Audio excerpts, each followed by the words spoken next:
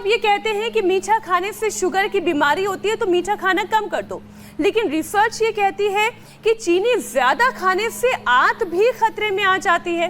तो स्वामी जी, शुगर को बैलेंस करने के साथ साथ इंटेस्टाइन की हिफाजत कैसे की जाए, योग के जरिए और आयुर्वेद के जरिए?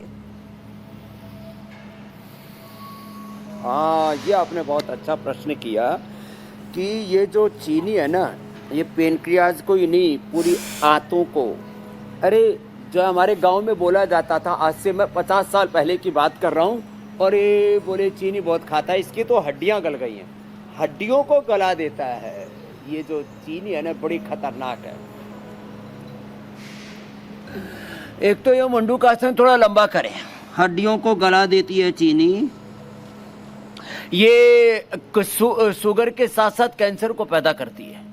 मैं कैंसर के रोगियों का चीनी तो पूरी तरह से, शुगर पूरी तरह से उसमें निषेध कर देते हैं अपथ्य के अंदर, हाँ, के तहत। तो देखो, मंडूकासन, योग मुद्रासन थोड़ा लंबा करें, पवन मुक्तासन थोड़ा लंबा करें, और सुबह सुबह अनार, पपीता, सेब, नाशपाती मैंने कई बार बताया है, और सुबह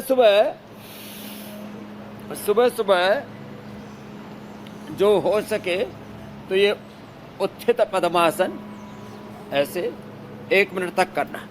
इससे भी, और जिनसे बन पाए उनको ये मयूरासन भी करना चाहिए। इससे तो आंतें एकदम फौलादी हो जाती है।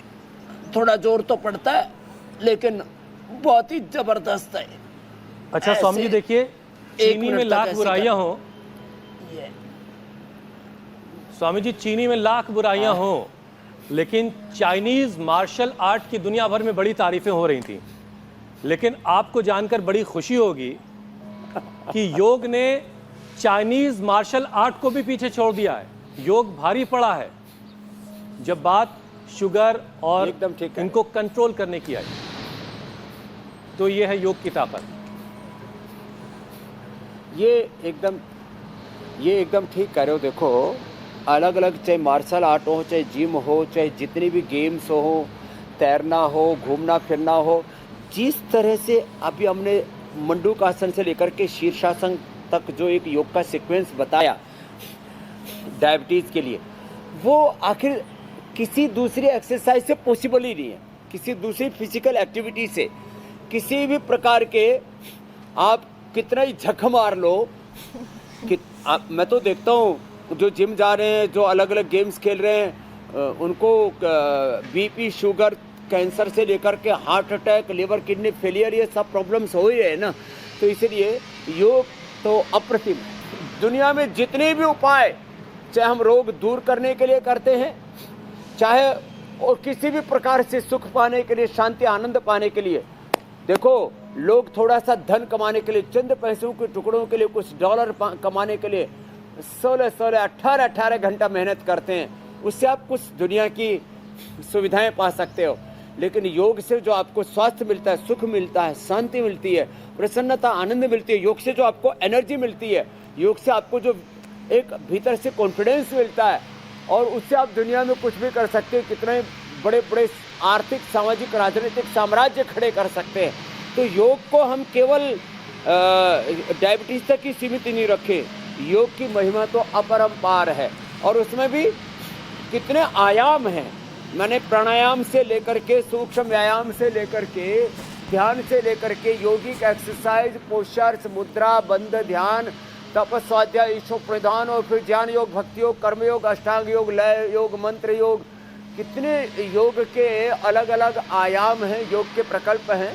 यदि सबको आत्मसात कर लिया तो पूरी स्वामी जी, जिंदगी ही जब आप विषय समझाते हैं, मन तो नहीं करता आदमी जीवन मुक्त हो जाता है। लेकिन क्या करें, इतने सारे विषय हैं, उन्हें भी शामिल करना है।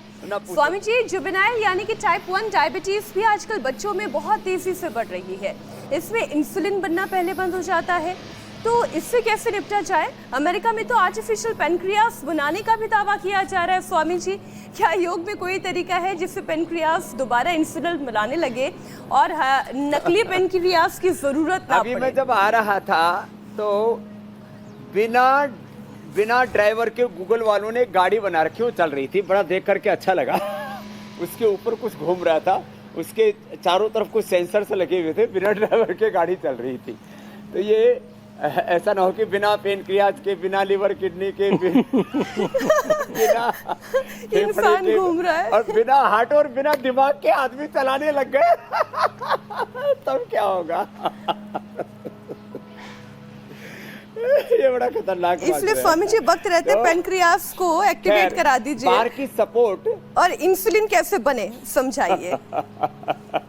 तो देखो, इंसुलिन बनाने के लिए कपालभाति, अनुलोम विलोम के साथ साथ ये जो छोटी छोटी चीज़ें हम जो बताते हैं ना, जैसे मैंने बोला खीरा, करेला, टमाटर का जूस, खाली पेट मधुनाशिनी खाने के बाद मधुग्रीट, और उसमें भी फिर आँखों पर बुरा असर ना आए इसलिए आंवला, ब्रेन नर्वस सिस्टम पर बुरा असर ना आए इसलिए अश्वगंधा शतावर, किडनी पर बुरा असर ना आए इसके लिए गोखरू अथवा जौ का आटा, जौ का दलिया। ऐसे कुछ कुछ चीज़ों को इसको मैं कहता हूँ इंटीग्रेटेड पुरुषार्थ, एक integrated approach, integrated and sustainable approach, integrated sustainable health, ये बहुत ज़रूरी है। तो जब कपालभाति, अनुलोम विलोम के साथ ही सारे उपाय एक साथ अपनाते हैं, आंवला, एलोवेरा, गिलोय, चिरायता, सदाबहार, कुटकी, गुड़मार, विजयसार, मेथी का पानी, अंकुरित मेथी, और हम तो जब योगग्राम निरामय में होते पतंजलि वेलनेस में, तब वो बताते हैं ना एक वो इंसुलिन का पौधा तक। तो ऐसे प्राकृतिक जितने भी तौर तरीके हैं, जितना आप रो फूड खाएंगे, मैंने कई बार कहा, एक ऋषि प्रभाकर जी का SSY का उन्होंने बहुत बड़ा आंदोलन चलाया था आज से 35-40 साल पहले। तो और हमारे जैन परंपरा में हमारे डॉक्टर नीरज जी योगाग्राम में हमारे सबसे बड़े चिकित्सक हैं नेचुरोपैथी के। रो फूड सबसे बेस्ट है। तो आप अंकुरित खाएं, रो फूड खाएं, कच्चा खाएं, सलाद खाएं, जितना ज़्यादा खाएंगे उतना पेनक्रियाज एक्टिवेट होगा। जितना आप ये रेडीमेड, रेडी टू ईट, ये सब मामला चल रहा है ना, जंक फूड, फास्ट फूड, और ये burger, pizza, Coca Cola, Pepsi, चाहे वो डाइट पेप्सी हो, डाइट कोक हो, कुछ भी कर लो, ये सब बकवास है। हमें वापस प्रकृति की ओर, अपनी जड़ों की ओर जुड़ना पड़ेगा। जो जड़ों से जुड़ेंगे, बड़ों से जुड़ेंगे, तो ज़िंदगी बहुत खूबसूरत होगी और पेनक्रियाज एक्टिवेट होगा। बड़ी